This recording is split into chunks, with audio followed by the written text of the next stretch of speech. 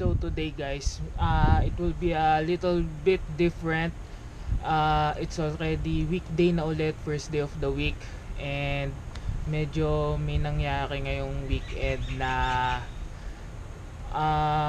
umatake yung depression ko. So etong clip na to is nung Thursday bago mag weekend, ipapalabas ko, and then mapuputol yan, then I'll continue this talk. You left my heart out when the rest of me is out. You taught me even when you're not. By the way guys, eto, binili ko to nung isang araw nung naglulo kami ng mga tropa pips, yung kumakanta ako ng Christmas song. Naiwan ko lang dun sa bahay ni Ruel, kaya ngayon lang nailuto. Pero it's New Zealand beef longganisa. Meron naman mga Tagalog na longganisa dito, kaso nga lang hindi ako nakakapunta sa mga Filipino store, lagi na lang doon sa Lulu. So kung ano meron doon, yun ang binibili ko. Pero ngayon ko pa lang ito matitikman.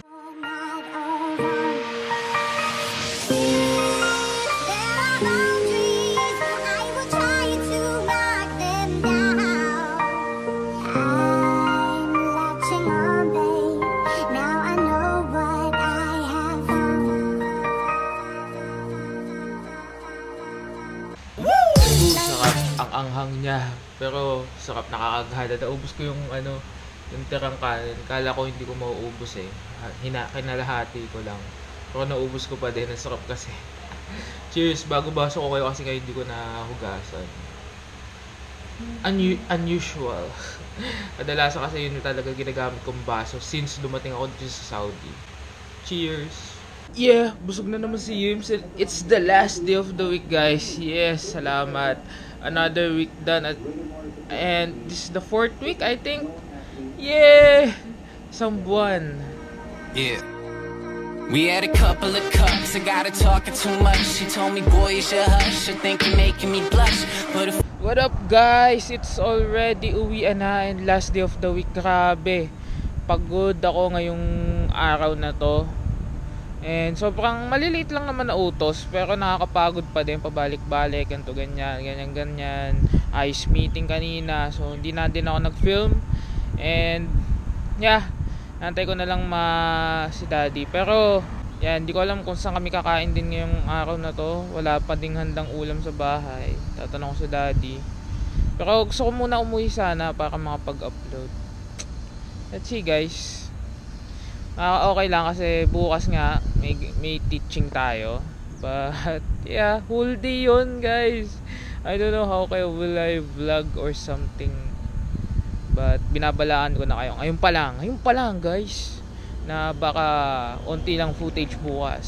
So yeah, we're here na naman sa Lulu. Kakosakay lang kami ng konti.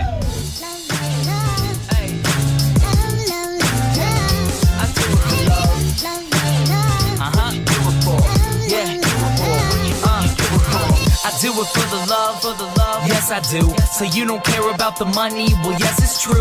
And I'm so blessed to be fulfilling my destiny. All material things could mean less to me. Only thing I ever could need is a Sarah B sample with a dope. Yeah, dami na naman nating ticket, 6. Sana isa lang naman dyan ko. Yeah, we're home and ang bango na itong chicken asado nila. May pineapple pa. Sarap. Bango. Masarap. Yeah, eating done. Bonus mode. So basically guys, ayun nga, umatake yung depression ko kasi medyo napagsabihan ako sa lagi na daw akong gabinauhin, hindi na daw tama yung ginagawa ko.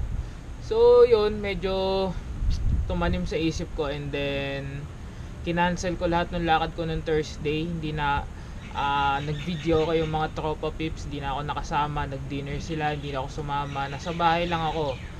And may teaching nga nung Friday, hindi na ako sumama kasi buti nga may sasakyan si Romer nung time na yun, so kasya naman sila doon. Hindi na ako sumama. And ang dami kong na-miss. Hindi ko na-meet yung mga friends ko from ibang lugar. Kasi nag-meet nga sila doon para sa teaching na yon. So na-miss ko yon. Hindi ako lumabas ng bahay. Nasa bahay lang ako. And wala, natulog lang ako. Computer, nood ng videos. And then nung gabi, ito yung ginawa ko.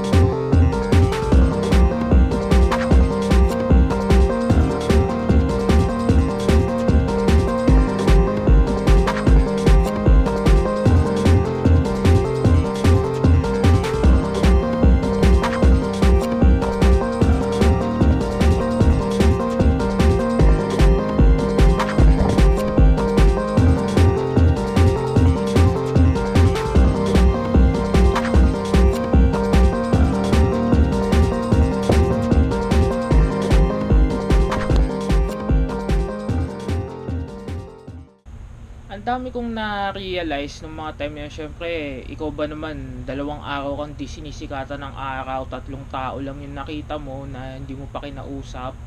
Syempre, yung kapitbahay namin, tsaka si daddy. So, ang daming realization, ang daming naiisip kung ano-ano, kung mahalaga ba ako dito sa mundong to, kung mawala ba ako, may maghahanap ba sa akin. Kasi, nung pang second day ko, parang normal lang na wala ako, normal lang na kahit ganun ako magbuong taon, parang wala din naman magbabago. Yung ba mga ganung realization, pero alam ko sobrang negative ng mga naiisip kong yun. But yeah, I'm trying to find something na paggugugulan ko ng pansin. That's why nag-ayos ako inayos ko yung household ko, yung prayer meeting group ko. Magmi-meet kami ng Monday. That's a good start. And Tuesday naman magmi-meet kami ng mga leaders kami ulit ng mga leaders. So siguro hindi niya naintindihan kasi nga hindi ako nag-open masyado about sa mga ginagawa ko service. But yeah, marami akong responsibilities, kaya na-occupy talaga niya yung time ko. And sometimes nung Sabado iniisip ko na pwede namang iba yung gumawa nun, pwede naman si Tito Jelly yung gumawa nung lahat ng yun. But still, ako pa rin yung naatasan niya na mag-lead sa isa sa mga prayer group. I don't know, I'm feeling okay right now. Pero ganun nga ako pag inatake ako ng lungkot. Medyo nadidepress talaga ako. Yun yung isa sa mga sakit ko, gaya nung nakapag-break yung girlfriend ko sa akin dati. Talagang sobrang hindi niya ako makakausap. Nasa bahay lang ako, kakain lang, ganun, then tulog, sobra.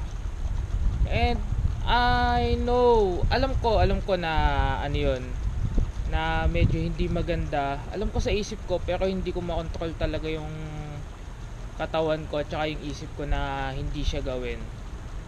So I'm okay now. Talagang pinipilit ko maging okay kasi may mga task din ako na naatasang gawin nga sa akin. Yeah, don't worry, I'll be okay, I'll be fine.